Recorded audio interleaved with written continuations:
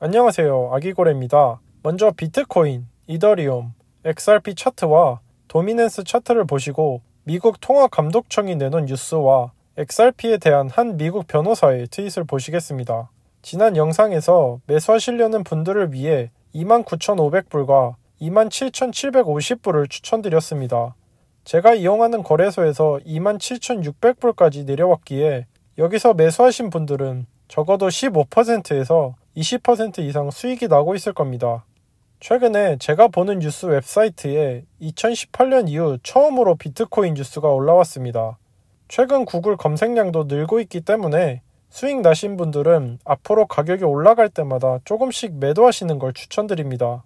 아직 상승 추세가 꺾인 것도 아니고 다수의 개인들의 진입이 미미하기 때문에 당장 매도하라는 건 아니지만 가격이 올라갈수록 물량을 덜어내는 게 나중에 조정장 때 비트코인 개수를 늘릴 수 있는 가장 좋은 전략입니다. 다음은 이더리움입니다. 비트코인과 마찬가지로 저번 영상에서 첫 번째 매수 자리로 915불을 추천드렸습니다. 여기서 매수하신 분들은 마찬가지로 20% 이상 수익이 나고 있을 겁니다. 첫 번째 매도 자리인 1210불과 1380불에서 어느 정도 매도하시고 올라갈수록 분산 매도하시면 되겠습니다. 2017년 불장 때 비트코인의 랠리가 끝나고 100%가 넘는 이더리움의 가격 상승이 있었습니다. 그때랑 마켓 상황이 똑같진 않지만 비트코인보다는 이더리움을 조금 늦게 매도하시는 게 수익률에 좋을 겁니다. 다음 차트는 XRP입니다. 횡보하고 있기 때문에 밑으로 많이 내려와서 18센트 정도에 매수하시거나 24센트를 뚫고 리테스트를 하고 나서 강하게 올라가는 걸 확인하신 후 매수하시는 걸 추천드립니다. 전 영상에서 말씀드렸다시피 횡보가 길어질 수 있기 때문에 다른 알트코인에서 수익을 충분히 챙긴 후 들어오시는 게 현명할 듯 합니다. 다음은 비트코인 도미넌스 차트입니다. 1년에서 1년 반 전쯤 비트코인 도미넌스는 72%와 70%를 찍고 57%까지 하락했습니다. 현재 몇 개의 알트코인에 큰 펌핑이 있었지만 여태까진 비트코인이 이끄는 비트코인 불장이었습니다. 제 예상은 비트코인 도미넌스가 하락하면서 곧 알트코인 불장이 제대로 시작되지 않을까 싶습니다. 알트코인 도미넌스를 보시면 2017년 5월 이후 한 번도 27% 밑으로 내려가지 않은 모습입니다. 지금 30% 정도 되는데 27% 밑으로 내려가는지 지켜보시고 지금 트렌드상 밑으로 내려갈 확률보다는 올라갈 확률이 크기 때문에 알트코인 투자하실 때 참고하시면 좋겠습니다. 보시는 화면은 미국 통화감독청에서 발표한 뉴스입니다. 벌써 많은 유튜버분들이 나눠주셨지만 간단히 중요한 내용만 요약하면 앞으로 은행들은 스테이블 코인을 이용해 결제가 가능하다는 점, 지불이나 결제 등의 기능을 위해 독립 노드 검증 네트워크와 스테이블 코인 같은 새로운 기술 사용이 가능해진다는 점, 자체 분산 원정 네트워크를 위해 독립적인 블록체인 노드 운영이 가능해진다는 점, 분산 원정 네트워크에 결제 내역을 저장할 수 있고 새로운 기술과 관련된 리스크를 파악해야 하고 스테이블 코인의 안전하고 건전한 관리가 가능하도록 기술적 전문 지식을 쌓아야 한다는 점이었습니다.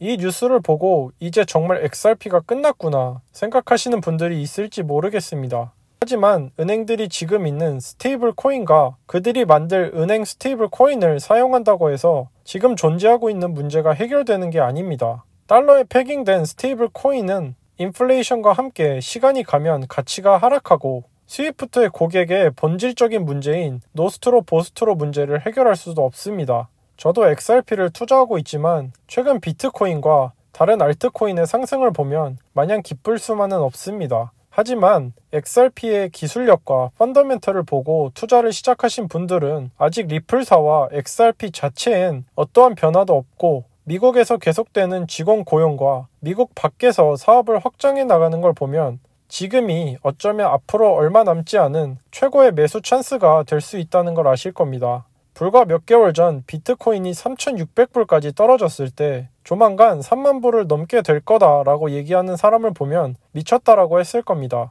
암호화폐에 2년에서 3년 정도 계신 분들은 아시겠지만 이더리움이 80불까지 조정 온 적이 있었고 체인링크가 1, 2불밖에 하지 않을 때도 있었습니다.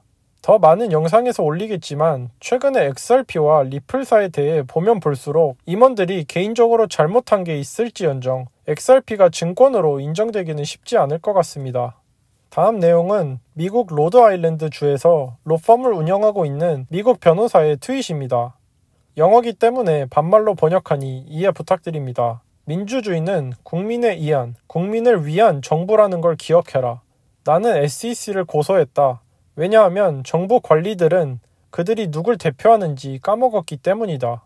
SEC의 사명문은 투자자를 보호하고 공정성을 촉진하고 회사들의 정보를 공유해 투자자들이 자신있게 투자하고 현명한 결정을 내릴 수 있게 도와주는 거다. SEC의 의장으로서 제이 클레이튼의 의무는 이 사명문을 시행하는 거였다. 그는 처참하게 실패했다. XRP에 대해 현명한 결정을 내릴 수 있게 투자자들을 보호하고 정보를 공유하기보다 그는 의도적으로 죄 없는 투자자들에게 몇십억 달러의 손해를 안겨줬다. 클레이튼은 전 SEC 의장인 조셉 그람페스트에게 편지를 받았다. 그 내용은 지금 XRP를 증권으로 판명하는 일이 급하거나 당장 리플사를 고소해야 할 필요는 없다고 경고하는 내용이었다. 그람페스트는 클레이튼에게 SEC가 사기나 허위 진술 혐의 없이 그냥 회사를 고소한 적은 한 번도 없었으며 이 일로 한 번도 경험해보지 못한 몇십억 달러의 손해를 죄 없는 투자자들이 받을 거라고 했다. 그는 클레이튼에게 XRP가 거래된 지 벌써 7년이 됐기 때문에 서두를 필요가 없고 새로운 정부와 함께 상의해야 한다고 했다. 특히 클레이튼의 임기가 끝나기 때문에 케이스 진행을 끝까지 못 보기 때문이다. 이 말을 듣는 대신 클레이튼은 부당한 동기로 근대 역사상 가장 중요한 SEC 고소를 시작했고 리플사와 전혀 관계가 없고 개인 지갑에 넣어놓은 XRP까지 증권이라고 주장한다. 다음날 클레이튼은 SEC를 떠났다. 내가 SEC를 고소한 이유는 리플사를 지켜주려고 하는 게 아니다. 나보다 똑똑한 변호사들이 리플을 지켜줄 거라 믿고 만약 SEC가 리플사로부터 10센트라도 얻는다면 그건 SEC의 행동과 7년 동안의 침묵 때문에 피해를 본 사람들에게 가야 할 것이다. 마지막 내용으로 봐서 이 변호사가 고소한 내용은 SEC가 리플사에게 뜯어낼 돈을 XRP 투자자들에게 돌려줘야 한다는 내용일 것 같습니다.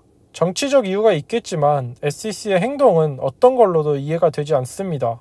고소 이후 XRP만 엄청난 가격 하락이 있었고 며칠 후에 이더리움을 포함해 알트코인 상승이 있었습니다. 제이 클레이튼은 고소 하루 다음날 SEC를 떠났고 이제 며칠 후면 새 정부가 들어오고 그저께 미국 통화감독청장은 은행에게 스테이블 코인을 만들고 쓸 수 있는 권리를 줬습니다. 이것들이 정말 모두 우연일까요? 우연이라고 하기엔 이상한 점이 한두 가지가 아닙니다. 이분의 다른 트윗도 한번 보겠습니다. 지금 이분 트윗에 모든 걸 동의하는 건 아니지만 한번 들어보시고 판단하시길 바랍니다. SEC는 리플이 XRP라는 미등록 증권을 팔고 있다고 주장하고 있다. 2017년 ICO와는 다르게 초반 XRP 분배에 대해 초점을 맞추고 있는 게 아니라 모든 XRP가 지금 증권이라는 어이없는 주장을 하고 있다. 어떤 것이 증권에 해당되는지에 관해 규제법은 1946년에 있었던 하우이 대법원 케이스다. 하우이는 74년 동안 기준을 제공해줬다. 하우이 케이스에서 기초 자산은 오렌지 과수원이다. 그렇다면 오렌지 과수원과 디지털 자산인 XRP를 비교해보자. 여기서 기초 자산인 오렌지 과수원은 그 당시 문제가 됐었던 자산을 말합니다. 계속 이어서 보시겠습니다.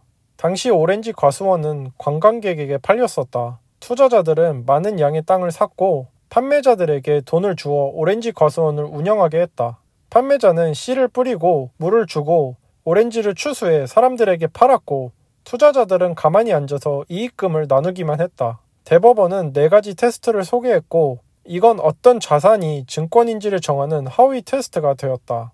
이 4가지 항목은 1번, 사람이 돈을 투자했었어야 했고 2번, 커먼 엔터프라이스라고 되어 있는데 쉽게 말해서 투자 계약이 있었는지에 대한 테스트입니다. 그렇기 때문에 투자 계약으로 해석하겠습니다. 3번, 투자자는 자산을 산 스폰서나 그 회사를 통해 이익이 있을 걸 기대해야 하고 4번, 이 이익은 투자자가 아닌 다른 사람 노력에 의해 나와야 된다는 거다.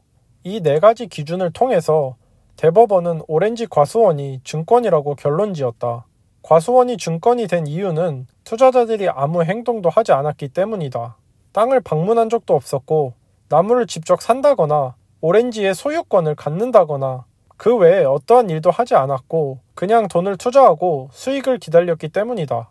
하우이 케이스 다음으로 파생된 비슷한 케이스들이 있었고 하우이 테스트가 적용된 이런 케이스들에 있었던 자산들은 XRP, 이더리움, 비트코인과 같은 디지털 자산과는 비교할 수 없다.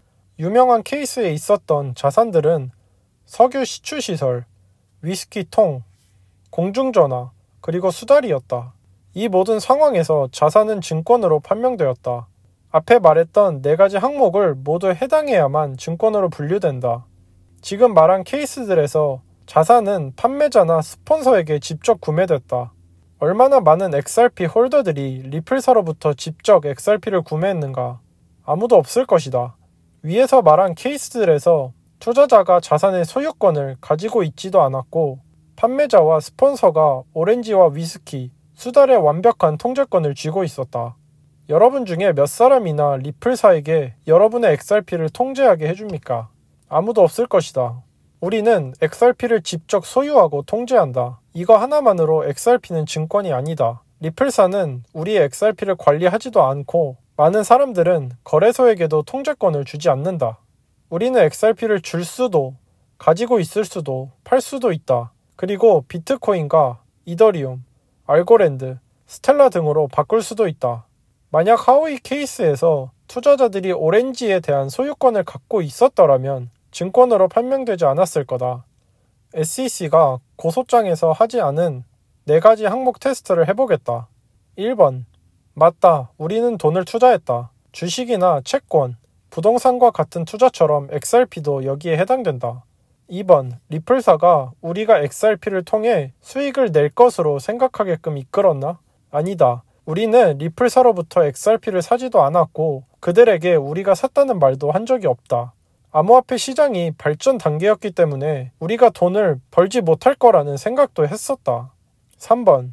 리플사와 투자 계약이 있었나? 그렇지 않다. 우리는 리플사가 아닌 전 세계 200개가 넘는 거래소에서 XRP를 구매했으며 그들은 경쟁자이기 때문에 커먼 엔터프라이즈와 반대된다. 4번. XRP 수익이 온전히 다른 이들의 노력에 의해 만들어졌나? 아니다. 어떤 사람은 XRP를 담보로 잡고 돈을 빌리기도 하고 XRP에 대한 이자도 받을 수 있다. 하우이 테스트의 4가지 항목을 적용시켜보면 이번 케이스는 분명한 케이스다. SEC는 XRP가 4가지 항목을 다 충족해야 한다는 걸 입증해야 하며 그들은 1번밖에 증명하지 못할 것이다.